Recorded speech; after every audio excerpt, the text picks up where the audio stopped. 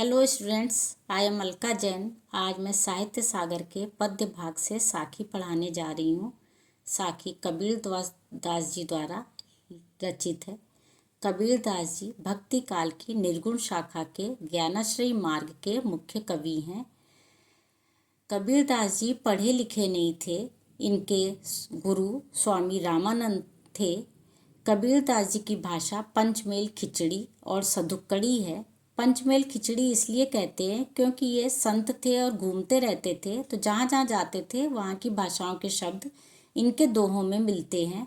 और सधुक्कड़ी इसलिए कहते हैं कि ये संतों के साथ घूमते थे, तो संतों की भाषाओं के शब्द इनके दोहों में आ गए हैं, इसलिए सधुक्कड़ी कहते हैं। इनकी रचनाओं के 3 रूप मिलते हैं: साखी, सबद और रमैनी। साखी, सबद, रमैनी में आप साखी पढ़ने जा रहे हैं। साखी का अर्थ होता है साक्षी। साक्षी मतलब प्रमाण। इन्होंने जो देखा सुना उसे इन्होंने बोला। ये पढ़े लिखे तो थे नहीं, इन्होंने कभी कलम को छुआ भी नहीं। इनके शिष्य इनकी बातों को लिख लेते थे। कबीरदास जी समाज सुधारक थे। इन्होंने बाह्य आडंबरों का विरोध किया है। इन्होंने गुरु को बहुत महत्व दिया है। मूर्ति पूजा का खंडन किया है, हवन का खंडन किया है। इन्होंने मुस्लिम और हिंदू धार्मिक पद्धति का विरोध भी किया है। आज मैं आप लोग को साखी इस तरह से पढ़ाऊंगी जैसे आईसीएसई बोर्ड में आते हैं कि कोई दोहा दिया होता है, उसके नीचे प्रश्न होते हैं। उन प्रश्नों के उत्तर आपको देने पड़ते हैं। जैसे यहाँ पे पहला दोहा है: गुरु गोविंद दोऊ खड़े, काके लागू पाए, बलिहारी गुरु आपने जिन गोविंद दियो बताए। यहाँ पे पूछ लेते हैं प्रश्न कि कबीर दास जी ने गुरु को महत्व क्यों दिया है। तो आपको यहाँ पे एक लाइन लिखनी होगी आंसर में, जो जरूरी है कि गुरु ही हमें ईश्वर तक पहुँचने का मार्ग बताते हैं, इसलिए कबीर दास जी ने गुरु को महत्व दिया है। गुरु पर कबीर दास जी बलिहारी जाते हैं क्योंकि उन्होंने ही हमें ईश्वर तक जाने का मार्ग बताया है। एक प्रश्न ये भी पूछ सकते हैं कि यहाँ पर कवि क्या सोच रहा है। ये वाला दोहा दे सकते गुरु गोविंद, और कबीर दास जी क्या सोच रहे हैं। तो यहाँ पे वो ये सोच रहे हैं कि गुरु खड़े हैं और गोविंद भी खड़े हैं, ईश्वर भी खड़े हैं, तो मैं पहले किसके पैर छूं। और यहाँ पर उनकी समस्या का हल गुरु करते हैं और बताते हैं कि पहले ईश्वर के पैर छुओ। दूसरे दोहे में जब मैं था तब हरि नहीं, यहाँ पे शब्दार्थ पूछ सकते हैं।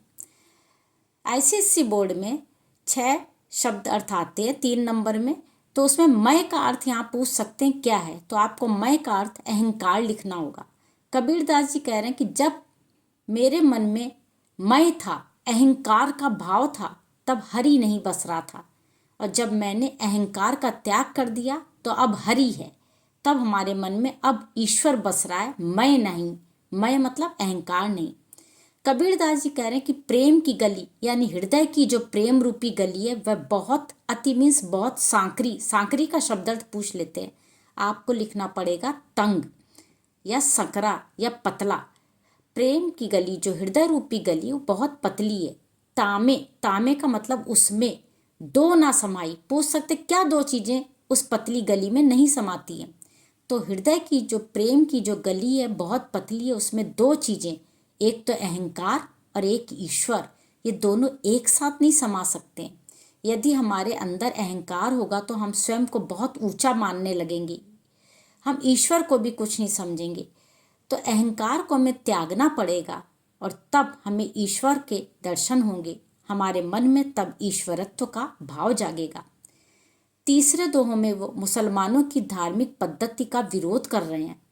कबीर दास जी का कहना है कि हम कंकड़ और पत्थर, कांकर का शब्द अर्थ है कंकड़, पाथर का मतलब है पत्थर, हम कंकड़ और पत्थर जोड़कर मस्जिद तो बना लेते हैं और उस पर चढ़कर ता का मतलब उस पर, ता का मतलब उस पर चढ़कर मुल्ला यानी मौलवी अजान देता है। बांग दे मीन्स अजान देता है, तो क्या बहरा हो गया खुदा।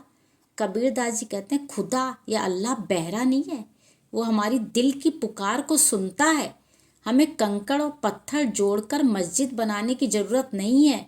और ता चढ़ी, ता का शब्दार्थ पूछ सकते तो लिखना उस पर चढ़कर मौलवी अजान देता है।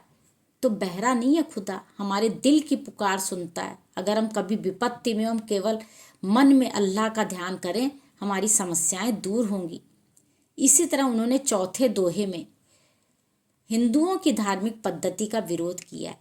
उनका कहना कि पाहन पूजे, पाहन का मतलब पत्थर, पूजने से यदि हरि यानी ईश्वर मिल जाते हैं तो कबीरदास जी कह रहे हैं तब तो मैं पूरा का, यहाँ पे मैं का अर्थ मैं है कबीरदास जी के लिए, कि मैं यहाँ पर पूरा का पूरा पहाड़ ही पूज लूँ। फिर कहते ताते, उससे भी अच्छा तो ताते, उससे भी ये चक्की भली है, चाकी चक्की जिसमें अनाज पीसा जाता है, ये चक्की भली है जिससे पिसे हुए अनाज को पूरा संसार खाता है, पूरे संसार के लोग खाते हो। कहते मैं तो इस चक्की को पूज लूँ, चक्की को पूजना ज़्यादा बेहतर है, क्योंकि उससे पिसे हुए अनाज को तो संसार खाता है, उसका पेट भरता है। यहाँ पे वो हिंदुओं की धार्मिक पद्धति का पाहन पूजे, पाहन इसलिए पाहन तुम कहोगे पत्थर पूजने, पत्थर की ही तो मूर्तियाँ होती है मंदिर में, तो कह रहे हैं उसको पूजने की ज़रूरत नहीं है हम, और उससे तो भली ये चक्की है जिसे हम पूज लें, क्योंकि चक्की से जो अनाज पिस रहा है उससे तो लोगों का पेट भर रहा है। लास्ट वाले में कह रहे सारी धरती को, सारी पृथ्वी को हम कागज बना ले, कागज मीन्स कागज का मतलब कागज, पेपर बना ले, और सारे जंगल की, बनराई मीन्स जंगल की लकड़ी से कलम बना ले, लेखनी बना ले, पेन बना ले, पेन आप मत लिखना, आप कलम लिखना, और सातों समुंदर, समंद मीन्स समुद्र, सातों समुद्र के जल से मसी, मसी मीन्स स्याही, इंक बना लें, तब भी गुरु गुण लिखा ना जाए।